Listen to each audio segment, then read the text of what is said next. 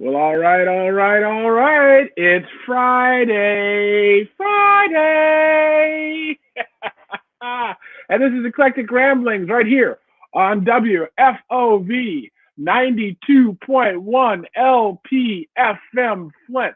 It's Our Voices Radio, and we're determined to make a difference, but we're going to need your help to do that. Listen, I want to let you know that joining me this evening, I have Chuck Crothers from Albuquerque, New Mexico, in the All house. right now, hey. I've got Jim Bulu from St. Petersburg, Florida, with a horrible camera shot. What are you talking? God, it's just my ugly mug, brother. Well, I'm kind of glad you're staying away. I'm glad you're staying away. So I'm going to have to come up with a way to turn my camera on here eventually. I've been trying to do everything else but set up my shot. So I'm going to look like a complete idiot until I get that together. But that's okay. That's okay. All right, Mr. Producer. The things I do. All right. So any new news out there in Albuquerque, baby? No, everything is about the same. We still being protective. I just went to the store and I had my mask on and my gloves, and I keep a little bottle of alcohol in the van. So when I got back in, I sprayed my gloves and sprayed my keys and put it on my hands and wiped it in real good. Just being real careful. So you're not talking about that Everclear. You're not talking about that Everclear when you talk about alcohol. I ain't wasting no Everclear on my hands. Hey, well, I use that to clean my hands from the inside out. You know what I mean? It could work. It could work. How things going down there in Florida, Tim? Things are going beautiful down here. It's going so great down here. The governor's opened the beaches back up tonight. So opening the beaches back up. Interesting. Jacksonville, Florida, the beaches are already open. They say they're going to close them back down at about 11 p.m. till about 5 a.m. But then tomorrow during the day and other parts of the state, aside from South Florida, Miami area. Sorry, folks out there. Wow. What do you think about that? I don't think it's time for that personally. They're saying, and I'm going to trust that people are doing the right thing, and they're doing the research and whatnot. Because, like, if you read Dr. Fauci's statement the other day, he said that we're at a point where we can start opening things back up in phases, but you got to meet certain criteria before you go to phase one. And so not everybody got to stay shut down, but some places are going to be shut down up to 16 months, according to him. Whoa. New York City. He told people in New York City, be ready to be shut down for 16 months. He told people in Florida, okay, you can maybe start opening a few things up. So I see a scenario where everybody moves from New York to Florida. That already tried to happen, brother. It already tried to happen. And what happened is that the state police of Florida started parking at the border. And if you didn't have Florida tags on your car, you got pulled over. Okay. They had TSA in the airports grabbing people coming off of flights from New York, New Jersey, Boston, and telling them, we're going to be watching you. You're going to go to your summer house down here, your winter house, whatever you call it. You better go indoors and stay there. Interesting. Yeah. But they can go to the beach tomorrow. But they can go to the beach tomorrow, as long as this is the key on it, is they are keeping an eye on the beaches. And if they see any groups of more than 10 people congregating too close together, they're going to walk up and tell you, separate or go home. Okay, so you still got open, but you still got some restrictions, the 10 feet, the 10 people, the 6 feet, wow. So even the group of 10 has to be 6 feet away, right? Yeah. It's got to be, and the funny part, a friend of mine posted the other day up in Tennessee, they saying, okay, it's 10 people, period. So families bigger than 10, you're about to find out who the favorites are. Dig it. Chuck, you wouldn't have a chance, baby. Oh my God! Thank God there's only 4 of y'all. There's 3 of y'all, right? Check that out. That's it. That's it. That's it. When my boys come over, I don't even hug and kiss them anymore. Right. You know, they came and cooked dinner for me last week. They cooked some fried chicken, some macaroni and cheese, some greens, and some cornbread. Can you send them to my house? I would, but I ate it up already. No, if they're gonna he wants a kid. Oh, heck no! I ain't sending my babies down there. I need them up here. Once they find out the beaches are open, you might not have a choice, Chuck. They ain't got no money. They can't afford to get down there. if I want to eat like that, I either gotta cook for myself or go out someplace. Dig it. Both of them work at restaurants, and my youngest son has been cooking up a storm these past few months. So we're gonna start a cooking business probably later on this year, next year. Now, all right, you give him a slap on the back from me and tell him I'm all about it. And all right, it's good. Dig it. I forgot to turn this on the radio. Hold on, I'm trying to get myself together. You guys, hey, chit chat amongst yourselves while I figure out what. So I was going to ask you there the last time we talked. Have you ever had any apple pie? Oh man, I love apple pie. My mother used to make a killer apple pie. Talking about with that Everclear apple pie. Everclear apple pie. Yeah, you never drank any apple pie? No, oh, you talking about a drink? No. Oh yeah, these boys around me, but they make their own homemade Everclear, and they be making a version called apple pie. Let me tell you something. It is like a liquid glass of apple pie, and you'll tear it up. Wow. Okay. I had me more than one day, and I remember how that day ended. So it's a home brew. You can't buy it in the store. No, you can't buy it in the store. But I know a guy local that buys the Everclear in the store, and then he does the rest of it at his house to finish creating the apple pie. But most of the guys I know, they start from scratch with the corn and the water. Right. Okay. I'm going to look that up. That sounds interesting. Oh, it is. Let me tell you something, brother. If you taste some apple pie, you may not go back to a regular Everclear. Okay, that's all right with me. Mind drink Everclear anyway. Come on, guys. Nobody. You never drank it? Oh, come on, Paul. Everclear is a dare waiting to kill somebody. That's all. It's all about moderation. And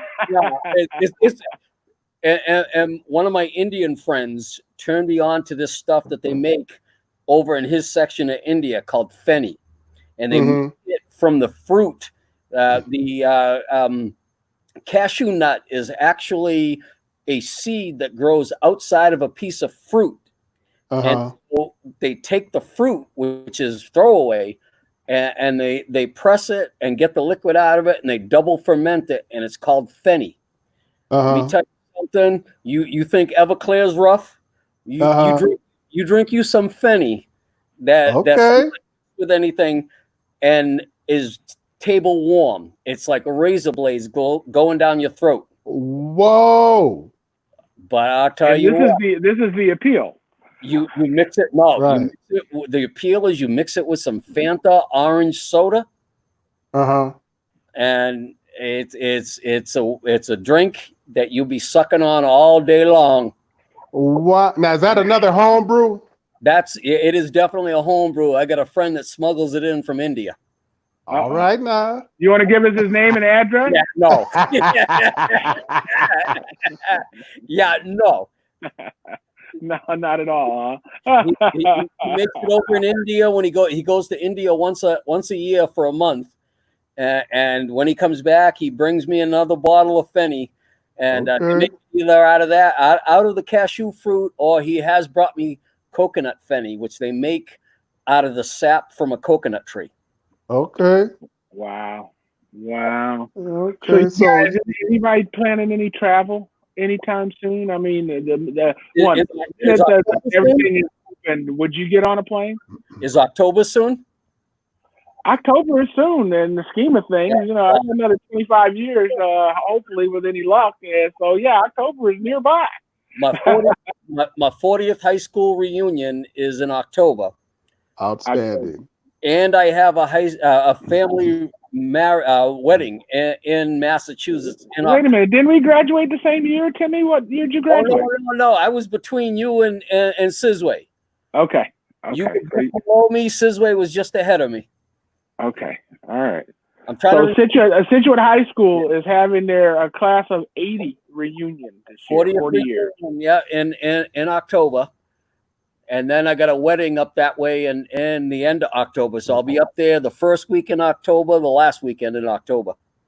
Now, you know, you might as well just go to mom's house and crash for 3 weeks. I can't do that. Even though I could work from mom's house, you ain't seen my mom's new house down in Onset. Yes, I've been to your mom's house in Onset. 1 bedroom. Oh, is it a double wide trailer? Isn't it kind of thing? Well, it's kind of like a double wide trailer up on stilts. Yeah, up on stilts. And the dog gets the extra room, so unfortunately, the dog's not there no more. Oh no. Okay. Well, I mean, this is what 8 years ago. I was there and saw your mom. Yeah.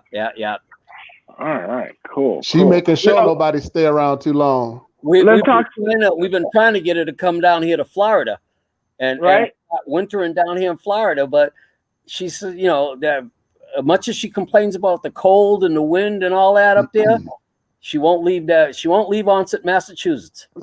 That's home. I can't imagine Onset in the winter is just a mess. I mean, it's surrounded by water. And the wind's blowing, and she starts complaining in September that she has makes her fingers and toes go numb and it hurt. And I say to her, honey, we don't have to turn the heat on until sometime in January. Come down to Florida. Dig it. Dang. So how long you been in St. Petersburg? I've been here 20 years. Yeah. What was the draw for you? I was up in Boston doing some contract work, and I wasn't happy. I mean, my family and everything's up in Boston. And I love my family, but I wasn't happy. And my wife's sister married a gentleman who had a business down here in St. Pete, Florida, and she said to me, "You need to come down here because I think you'll like St. Pete, Florida." Okay. And I came down here. And it was August of 1999. Okay. To just to look around, and one of the first things that struck me and made me smile was I was watching the news one night, and they were doing a report on a 2-year-old that had fallen into a pool and was pulled out of the pool unresponsive. But they were able to recover him, and the news reporter ended the report with, "Thank God he's going to be fine." And I thought to myself, if a news reporter in Boston said "thank God" on the TV, that person would have been fired by the end of that broadcast. Okay. This is different. Okay. And then, but walking around here, and I mean, like I said, it was August. I'm walking around in a 2-piece suit doing job interviews. And people are saying to me, "Aren't you hot? We don't do job interviews in 2-piece suits." Wow. Dress pants and a polo is how we do job interviews around here. Okay. And I was like, I like this place. It reminded me, the weather in August reminded me so much of this Japanese island I lived on for 2 years. Hey guys, Donna Taylor, my regular host here at Eclectic Ramblings, has just joined us. Hey Donna, how you doing? Hey. Look like she's muted though. Yes, she is. Hold on, I'm trying to unmute her. There you go. There we go. Hey Donna. No, we still can't hear her. Now she ain't said nothing yet. Yes, she has. She's talking her mouth moving. Okay, now yeah, I see her lips moving now. Check to make sure you're not muted on your computer, Donna. I didn't do it. Oh wait, you just muted me with your headphone thingy. I think you can't unmute your guest. Their mic isn't connected, it says. Your mic isn't connected, Donna.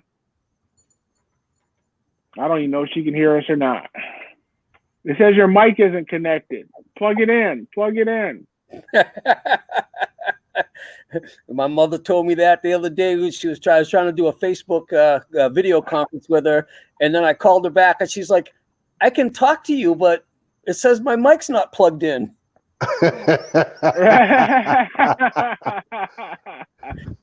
You know, and how do you like trying to teach an 81-year-old woman how to do Facebook video conferencing?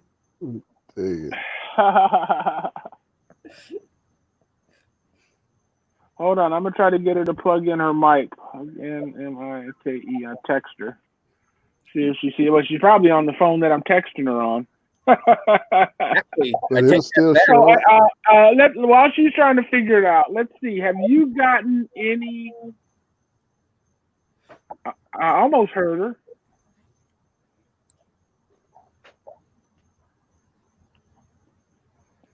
Unplug the headphones, Donna.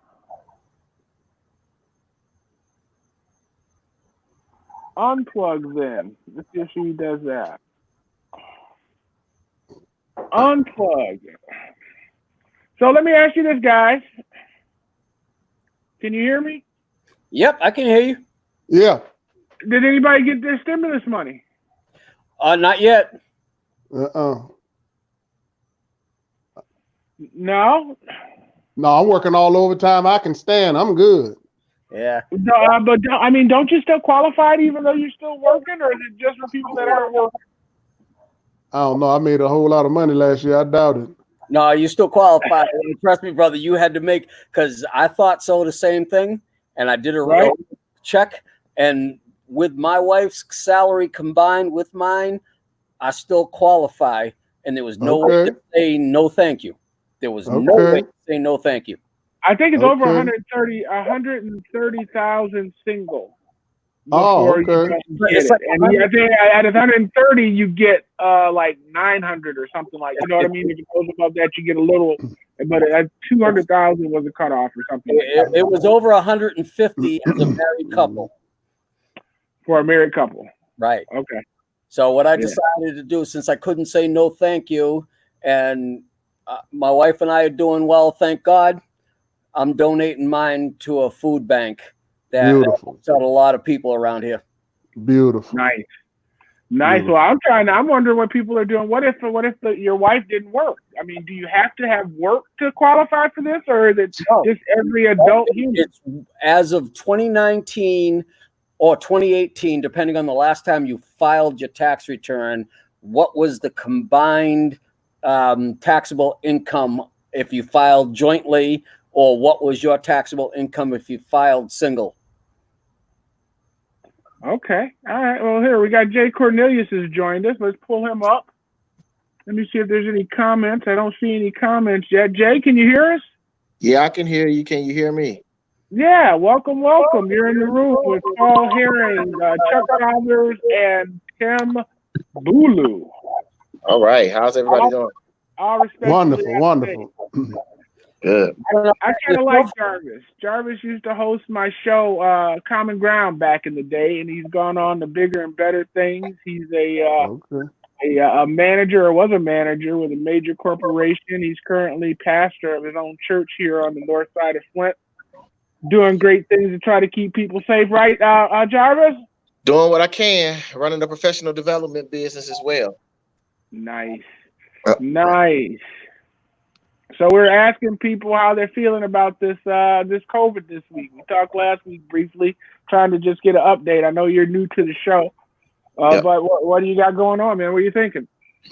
Oh man, I think the main thing that we've been really trying to do, and I've been kind of reaching out to some brothers that I know from a little bit of everywhere. We just been trying to keep people encouraged, man, because it's a lot to deal with. I mean, you think about the people who are losing loved ones, and then them not having the proper time or the proper process to, really put them away and really mourn and that kind of thing, man. It's a lot, it's a lot to deal with. This is, similar to how we had to deal with a lot of the casualties and fatalities when, our communities were ravaged with drugs and things of that sort, in urban communities, and people are learning how to kind of deal with that.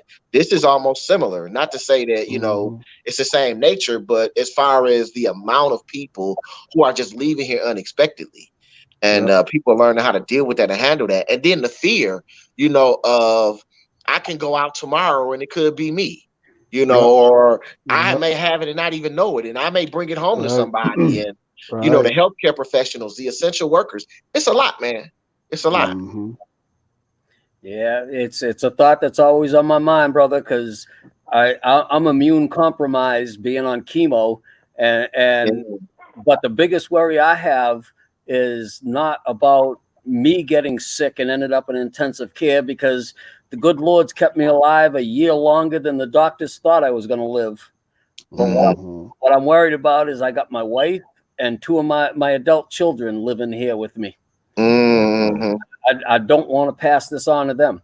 Right. Or vice versa. I'm sure they have the same, the same concerns. I mean, it's just, it's a lot to deal with. And then, I think it's incumbent upon us, and I won't necessarily say political leaders or community leaders or whatever, but anybody who finds himself in any type of leadership role, I think it's incumbent upon us to, number one, try to operate with some type of wisdom and try to follow the guidelines that ought to be followed. To number two, make sure that we don't pass any misinformation.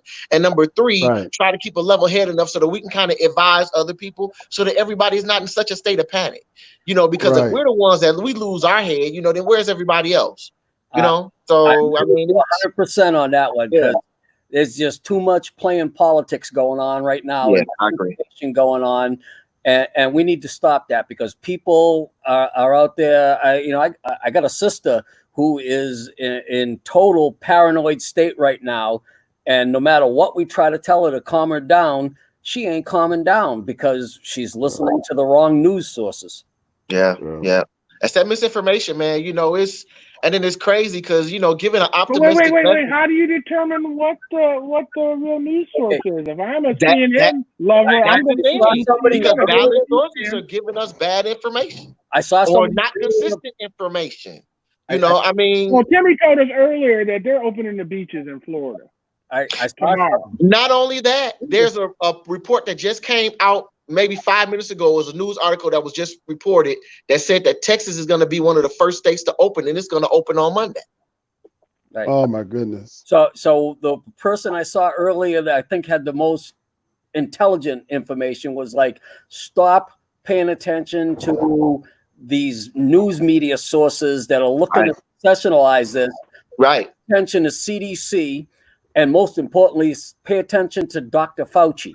Okay, that's true. Fauci is speaking the truth, and he's not playing politics. And if you read his most recent interview with I forget the name of the newspaper, but what he said point blank was, he said, okay, like I was saying earlier, for some places they can open up immediately and start opening up things immediately. Other places in this country could be closed for the next 16 months. Right. It depends on what's going on the ground in the area you're in, whether or not you can open today, next week, next month, or 16 months from now. Right. And then on top of that, example of misinformation. So one of the things that I was hearing is that you have to be careful what medication you take if you happen to be infected with this coronavirus, because certain anti-inflammatory medicines can make you even sicker. It makes the virus more aggressive. But we only heard that in a news outlet once. When it first came out, CNN reported it. You never heard them repeat it. But that's information that we need. Right. But you're reporting all these opinions about what the politicians are saying, whether or not Trump is using this as far as his campaign or not, whether or not states should open up or not. You're sensationalizing the protests that are in Michigan instead of giving us the information we need in order to survive. Yeah. I could care. What did you think about that protest that happened in Lansing? I get it. I could care less, though. At the end of the day, it's about me keeping me and my family safe. So if they want to protest and want it to open back up, that's fine. I'm going to have on a mask, gloves, or I'm not going out. That's the bottom line. Until this thing is cleared up and they've got some consistent, streamlined testing. I've got the CDC site up right now. Okay. And it's telling me that there's 33,000 total, 33,049 total deaths so far from COVID. Yep. Now, given our population, that seems like a drop in the bucket, guys. That doesn't seem like a whole lot of folks. And it seems different from what they said on TV. I can imagine how many black folks get shot by cops in a year. Hey, Paul, can I give you a bit of a reality check? I have a friend who has been in intensive care and is home now, having been treated for COVID. Okay. He got out of intensive care because they tested him. The test came back negative. So they took him out of intensive care. They said to him, you can go home. On the way out the door, they took a blood sample or a sample. They called him back 2 days later and told him, oh, you tested positive again. So make sure you go and and keep yourself quarantined. So he then 2 days later had to go back for another sample. That came back negative. So then he had to go back 2 days later. So this man has had 4 tests since being released from ICU. Test number 1 came back negative. Test number 2 came back positive. Test number 3 came back negative. Test number 4 came back today positive. Since being released. That's after 2 weeks of being in ICU, being treated for COVID. That's crazy. Inconsistent testing. Oh, what is that? What is that, Tim? What is that? The tests are not, and that was the thing, they right off the bat, that's why our government said we're not trusting the WHO. Number one, they allowed China to lie to them when there were other countries telling them China's lying to you, but they allowed China to lie to them. But then we find out that their testing was giving 30% false reports. So 30% were either false positives or 30% false negatives. All right. That's how bad their test was. So the United States CDC decided to develop its own test instead of trusting the WHO's test. And now we're finding out that the CDC's test is not 100% reliable either. Well, it's saying here, Timmy, Florida's got 22,674 cases reported. Right. Community transmission, yes, widespread. Supposedly, according to the information we're hearing here in Florida in the evening, the updates, is that the vast majority of it is down in the Miami-Dade, Broward County areas, down in South Florida. And if you get out of there, but then again, what we hear is, oh, you can't trust that because that's the only place where they're doing the testing. They're not testing people in Polk County because Polk County is too rural, or this county is too rural, or that county is too rural, so they're not testing. So you don't know who to believe because of all the misinformation that's being handed out. But I mean, we both agree, or all have agreed, that the CDC is the place to go. We can't go to MSNBC. We can't go to CNN. We can't go to any of the networks. We can't go to newspapers. We can't go anywhere but the source. Now, we understand also that this is controlled by the government. But you got to realize, okay, we're talking CDC for information about like what the virus is doing as far as symptoms, things like that. Some people tell like just mentioned that there are people out there saying, oh, you can't take this medication if you got the COVID because it's going to mess you up. Okay, that kind of information, if you ain't finding it on CDC, I wouldn't believe it. So you're saying that the Afrin or whatever they're claiming exacerbates the disease. I mean, it almost makes sense if that's what it's designed to do, is to affect the airways, that this thing is nestled in the airways. So it would have some kind of. Hey, Donna, how you doing? I'm good. How are you all today? Right. Yeah. All right.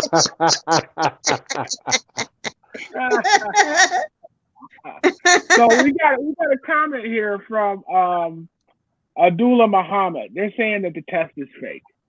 To me, it sounds like you agree with them. Well, I say it's inaccurate. It's undependable. The results are undependable. There is a large false rate, whether it's false positive, false negative. Like I said, one person I know has had 4 tests and he's 50-50. But here's my question. If you get tested and you're positive, what do you do? You got to isolate. You can't take a chance. You got to isolate. I know you isolate, but did you isolate to die at home? Or are you supposed to understand something? Isolating, testing positive and isolating doesn't equal death. Okay? Death happens to the people who have other underlying conditions that this exacerbates. And so then when you have a problem where you cannot breathe anymore on your own and you need to be intubated, I always mispronounce that word, then you got to talk about, okay, it could kill you. But there are people that go through an entire course of this illness that never even display a symptom. Right. Okay. Right. It all depends. So I'm at a major high risk because I got diabetes, I got heart conditions, and I'm on chemotherapy, right? But you, Paul, Wow. the only thing you probably got is you're 2 years younger than me. So you're up there in that senior citizen category. But I mean, look at who else it's affecting, though. It's not just affecting the seniors, though. It's affecting Right. You got example. There was a young man who was one of our first COVID cases that passed. All right. He and his son passed literally 3 days apart. His son is in his 20s. That's my cousin. Were there other, Yeah, I knew his son. Yeah. Were there other underlying conditions like the diabetes, heart disease? I don't know, but I know his son played football for in high school most recently. So I don't know if he had any health conditions, but I would assume He had asthma. the reason why this is really affecting the African American community more than any other community is because we have the higher rate of diabetes, heart conditions, obesity, asthma, things that will be exacerbated by a viral illness that will shut down some of your lung capacity. Right. Right, and the other thing is a lot of us don't know that we have those conditions. That's because, true. I mean, by the time we have a difficult time breathing, we find out we got, heart conditioning and diabetes and everything else. Donna's got something. The thing of it is, though, if you continue to eat a proper diet, you will build up your immune system, and that's the key: is keeping your immune system built. And a lot of the things they're telling you to do, you need to be taking a lot of natural things like ginger and things that's going to keep your immune system built. Yeah, they say a lot on a regular basis. That's to change your diet, period. I've been especially drinking in the African American. Right, I see you, Paul. No Everclear, Chuck. No Everclear. Chuck, don't let me start on you with the Everclear. Don't let me start. See, that's what I'm talking about. All right. What are you supposed to mix tea with? My name is Wes.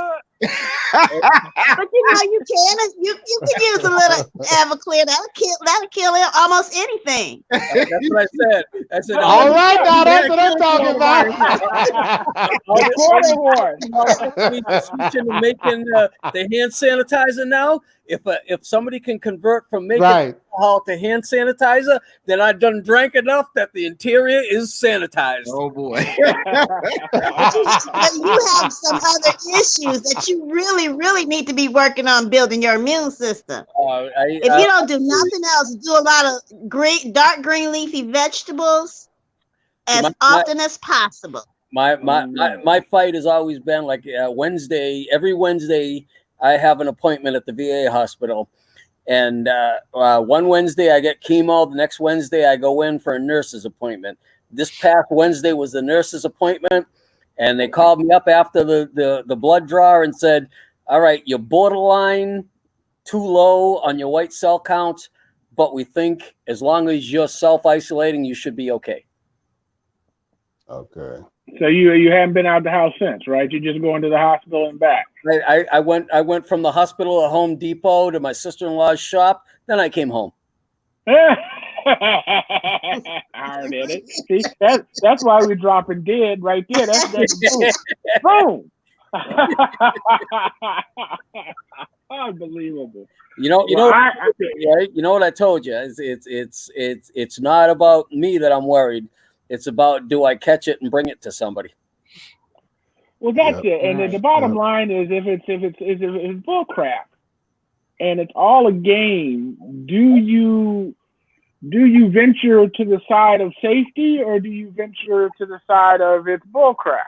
Well, if you knew my schedule before this, you'd say I ventured to the side of safety, even though I told you what I did after going. Because normally I'm not home but Monday night and Friday night. Tuesday night through Thursday night, I have meetings. Okay. And that's right. You're still doing Boy Scouts, right? Yeah, I'm still active in Boy Scouts. How is that going? I mean, aren't they shutting the Boy Scouts down? No, they shut down one-on-one, individual personal contact. But most of us, like my troop, uses Zoom now, and we meet over Zoom, and we have troop meetings over Zoom. And like, I'm a merit badge counselor, and I am also an Eagle Scout guide. So I meet with young men either via Zoom or over email to deal with them earning their merit badges they need, and reminding them of the next steps to get them to the rank of Eagle. Well, wait a minute. No, I was talking the bigger picture. I heard that the Boy Scouts was bankrupt. Oh, no. You got to understand what they did. The Boy Scouts, to protect themselves, they didn't file Chapter 7. They filed Chapter 11. They filed. That's a reorganization. Yeah, they filed to protect themselves. They took their largest piece of property, which is out in New Mexico, and they put it up as collateral for a $480 million line of credit to pay off any lawsuits that make it through.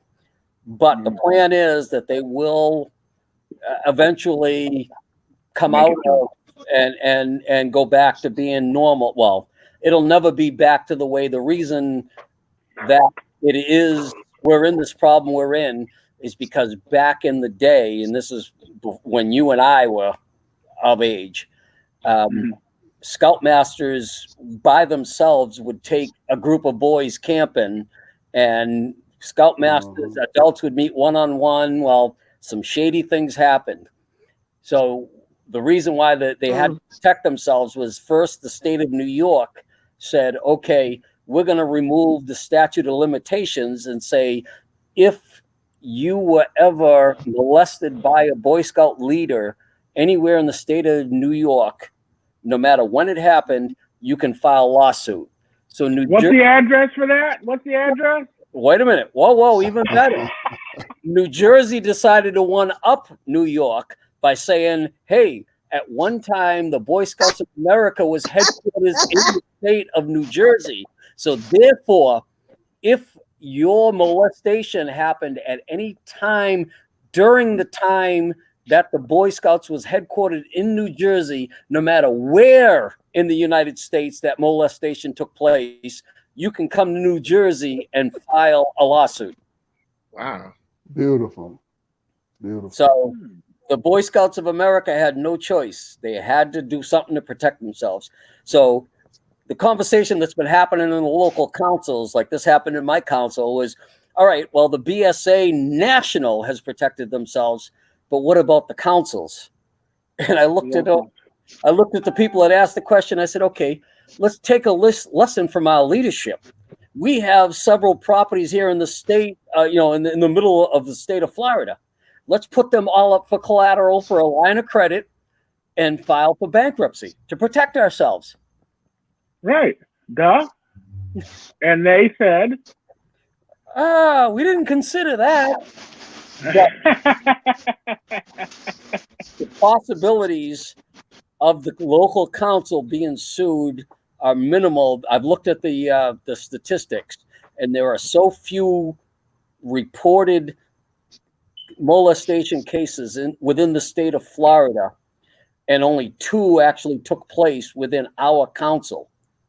Okay. So we can turn around in our council and say, okay, well, it didn't take place in our council, so you need to go talk to the national over in Texas. All right. Okay. But yeah, right. and I'll tell you, I am 100% fan of the steps that were taken to prevent this. We do this thing now called 2 Deep Leadership, which says you never, ever, ever, ever allow yourself to be alone with a scout who is not your child, period. Okay. Yep. And you know how hard that was. You've dealt with Cub Scouts, right? 6-year-old up to 10-year-old. You know how hard it is when a 7-year-old kid is on his first camping trip and wakes up in the morning and is so excited. Needs a hug, yeah. And wants to give you a hug to thank you. You know how hard it is to turn away that kid? Right. Yep. I've had parents, and guardians say to me, "Oh, it's okay. I'm watching. Go ahead and hug him." And I've had to say, "No, it's not okay, even if you're watching." Yep. Yep. That's a horrible world to live in, man. That's a horrible world to live in. Sure is. Yeah, but you have to. Absolutely. Unfortunately, you have to. Yeah. But I do it more to protect other people's children, because you never want them to get that comfortable that they trust all adults that implicitly. Yep. I'm also, I was listening to a comedian the other day, and he said something that was really kind of profound to me. He said, as a child, I thought quicksand was going to be a bigger problem than it is. You guys don't get it, do you? Quicksand. Every cartoon you ever watched, somebody fell into quicksand. Every episode of Gilligan's Island, there was quicksand. The Wild West, there was quicksand. So they got to the point where they were used to, or he was expecting quicksand to be an issue in the real world. One of the toughest things for me was to explain to an 11-year-old brand new Boy Scout going on his first summer camp that he can't trust a 15-year-old Boy Scout as his buddy. So he can't just say, well, I got this buddy over here. I've never met him before. He's only 15 years old, but he's a youth and he's a Boy Scout. I'm going to go with him, because we've had instances of 15-year-old youth attacking an 11-year-old boy. Wow. Yep. Wow. Yep. Well, and how can you weed it out? How do you know? You can't. So you have. And so the option is making everybody paranoid and scared of one another, and then don't they win? No. The option is not making everybody paranoid and scared. It's educating the adults that you can't just ignore stuff. You need to pay attention. You need to be involved. So what I would do is I would take my brand new Boy Scouts and I would say to them, unless it's a scout in this troop, you don't trust him, okay? And I'm not going to go into details why. I just want you to understand, you do not consider a scout outside of this troop that's older than you, that you've never met, your buddy. If you have a question, come up and ask me, ask one of my assistant scoutmasters. We'll talk to you about it. We'll let you know how we feel. Yeah, it's real world. It's real world, but you would have hoped that joining that organization, that there's a standard and that there's some safety in the numbers and the honor, Dude, I was raised. People are people. I was baptized and raised a Catholic. I would have thought the priest was somebody I could trust. Yeah, this is true. All right. Here I am as an adult now, and I became a venture crew leader because my daughter joined a Boy Scout venture crew. It was It was chartered by a Catholic church, so they required me to go get a level 3 background check, my fingerprints, FBI background check. Okay. Then I had to go sit through a 4-hour class on protecting the vulnerable. And the entire 4 hours, I'm sitting in this class, looking around, going, there isn't a single priest in this class. Hello. Hello. He was probably teaching it, wasn't he? Hello. It was all adults volunteering for programs in support of the church. And I'm like, but it's not these adults who have committed the violations. So they should be held accountable. Or they should have been held accountable, going through the same procedures and steps that you had to. Exactly. I agree. Yeah. Do we know that that's not the case? Do we know that that's not the case? That in order to get you a parish, maybe to get you a parish, you got to get fingerprinted. Maybe they had something in the background that only the priests attended. I can't answer that question. I can tell you that they put me through the paces because he didn't have any priests in his class. So now I got a video from a friend, a guy saying that they're opening up the country prematurely, and that they're doing it on purpose so that all these folks with this little $1,200 will go out and infect one another and kind of build an immunity. You know, if as many people get affected by it, there may be some immuneness to it. And I've also heard the theory that the reason why it's happening is because this is how Trump is going to get the economy back going so he can be reelected in November. Okay, there are all kind of theories you can come up with, but I think that the important thing is let's go back to what Fauci said. Okay, some places can open now, some places won't be able to open for 16 months from now. But it's got to be based on numbers, I'm guessing, or based on temperature. I've heard that heat is going to eradicate a lot of it. So our Arizonas and our Floridas and our desert states are going to be more clear, I guess. And that would be Texas. That would be New Mexico. You know, all your south, mid and Midwest, Southwest, Western Plains. Yeah. Yeah. You know, California, it's already getting over 90. Here in Florida, it's already getting over 90. You know, we lost down. What's the temperature over there, Chuck? We've been in the early 70s, early to mid 70s. So I'm thinking 90 is the hit number, right? If it gets up to the 90s, that's what does it. If I remember correctly, I think that's what I heard. Okay. I don't know. And you know, nobody really knows because this virus, though it is a part of a corona, which is we've had several. Right. This instance of it, this COVID, is so different. You know, I was reading an article earlier today that talked about the other coronaviruses and the reason why we didn't go through all this, and it was because of the fact that they were so hard to spread from human to human.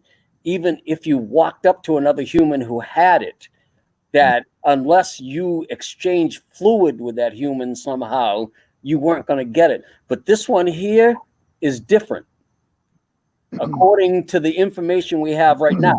Now, we may find out a year from now this information was all bullshit, and it's not as contagious as we were told. But right now we're being told it's contagious, and that's the whole reason why it's being treated differently. And we haven't tracked there hasn't been any trends or patterns or whatever tracked for us to be able to really do, the due diligence to try to find out exactly how it's being passed, aside from what they've studied and, the numbers. It's crazy because, Paul, when you put up the CDC website, those numbers look different from the stuff that's been reported on television. I agree. These numbers do not look as scary as what we're hearing on television. I mean, New York got 216,703. That's horrendous. You know what I mean? But that's the whole state of New York, right? And not just New York City.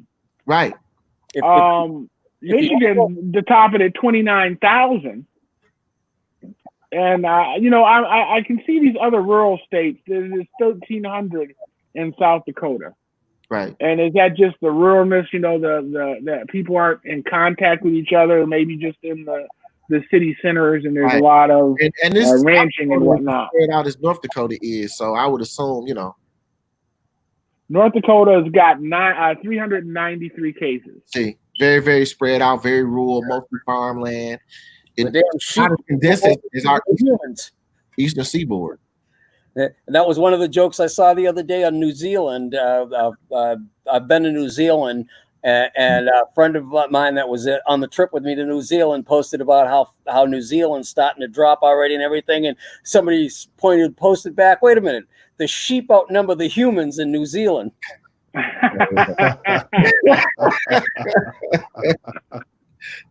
Wow. I mean, look like Donna's back in yet.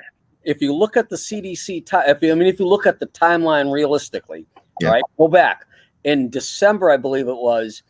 The WHO was told that there was something going on in Wuhan, China. They went and talked to the Chinese. The Chinese told them nothing going on. Don't pay attention to the guy behind the green curtain. All right. Even though Taiwan kept saying to the WHO, we have this evidence to show you that they're lying to you. There is something going on in Wuhan, China. So that, then as we move forward, things, a little information here, a little back pull of information, a little more information, a little back pull of information. The information has been so inconsistent, but I gotta be honest with you. In January, I was told by a friend of mine who used to work for the federal government that her sources told her that this virus was actually something that escaped the lab in China. Well, now I'm hearing, okay, well, it may have purposely been released from a lab, or it may be that they were testing on bats, and a couple of guys that worked in the lab took a couple of bats out of the lab to bring to a dinner party. Oh, my goodness. All right. I used to work, well, not used to, I still work, but I work for a university, and I was the information security officer and the HIPAA officer in the health section. And one of the things I always had to watch out on was the animal research lab. And the reason I had to watch out for it was because of PETA would try to storm our animal research lab. Right. And I can tell you that I have a cat at my house here that grew up outside of that lab, and I'm sure she's consumed a couple of the research subjects that escaped, because escape does happen in the labs. Well, so this very possibly could have been a research thing that escaped the lab. It wouldn't surprise me at all. And it's not unusual to eat exotic animals. I mean, just because we do cows and pigs don't mean that monkeys and bats and guinea pigs and marmots aren't a viable food source, right? Yeah. Right. I once Chuck, right, Chuck? You kind of right. You? Huh? Oh yeah. Yeah, I like trying different things. You throw a coon in the pot, wouldn't you? I love raccoon. It tastes like that, don't it? I woke up. It depends on who cook it. I ain't never had a bat. Hey, Paul, I woke up one morning in Busan, South Korea, and asked the young lady next to me, well, what the hell was it we ate last night? And she mentioned three things I recognized: fish, chicken, and beef. But the fourth thing I had to question her on, and she looked at me, she said, woof, woof, woof.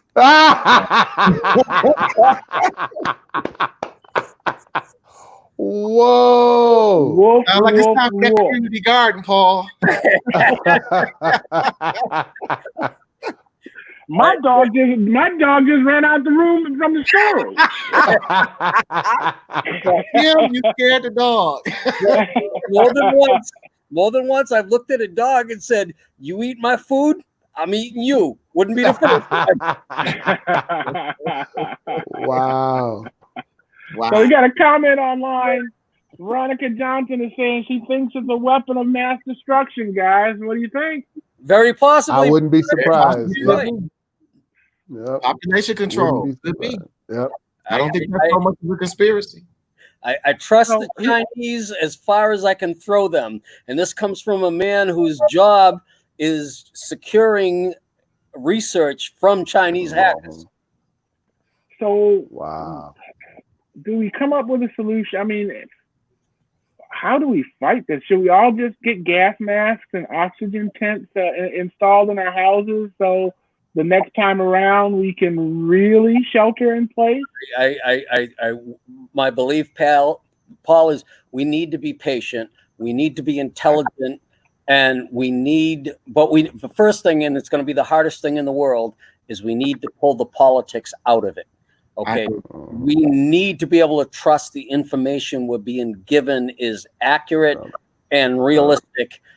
I believe, I've dealt a lot with the not the CDC so much as the federal government funding research projects. So I know what's going on in the background right now as far as the federal government funding, the NIH funding research into what's going on and cures and vaccines.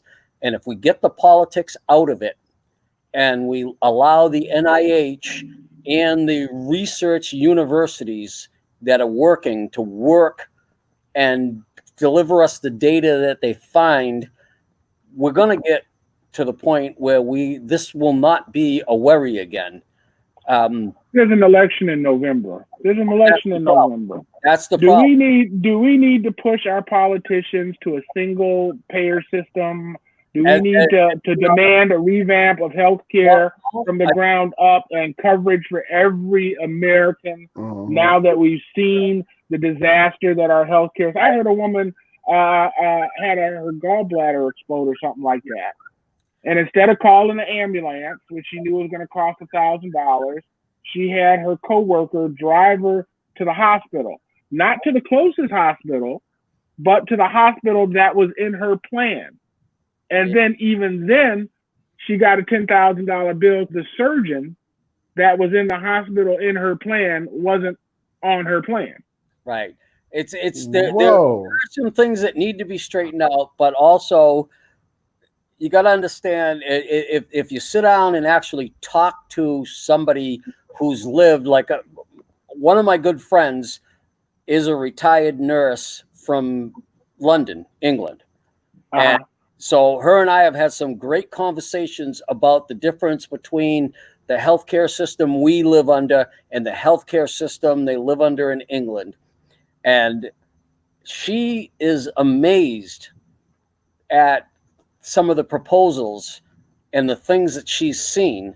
But then she turns around and says, but then you got to understand that within the system over there are limitations as well, because of the fact that, I mean, one of the things, the biggest problem I've seen here is if you look at the proposals, there are people who wouldn't pay a dime and would get medical insurance.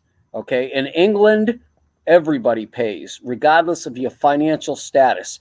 You pay a tax. You're paying into the system, period.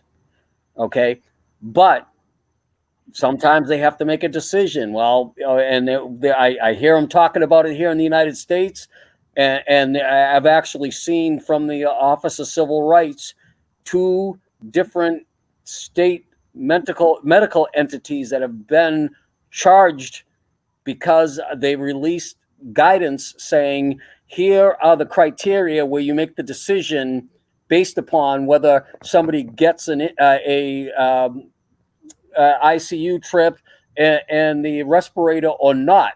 And OCR said, whoa, that's discriminatory. You can't make a decision based upon that. So entities out there are starting to say, all right, we're going to rate a person based upon this criteria and decide whether or not it's worth putting them on a respirator. Wow. Okay, guys, the last couple of minutes we got here. Here's Netflix for tonight. Which one would you pick off the screen? Is Halle Berry in any of them? Oh God!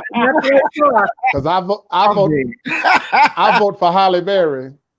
There's no Holly Berry on this screen. This is what's up. This is what they want to watch. This is the top 10 in the USA Today. Then I'm going to be watching repeats of Star Trek Deep Space Nine. I've been hearing about Ozark. I've been hearing a lot about Ozark. So, hey, maybe that one. Ozark? Well, I tell you what I've enjoyed. I've enjoyed the heck out of this Kim Convenience.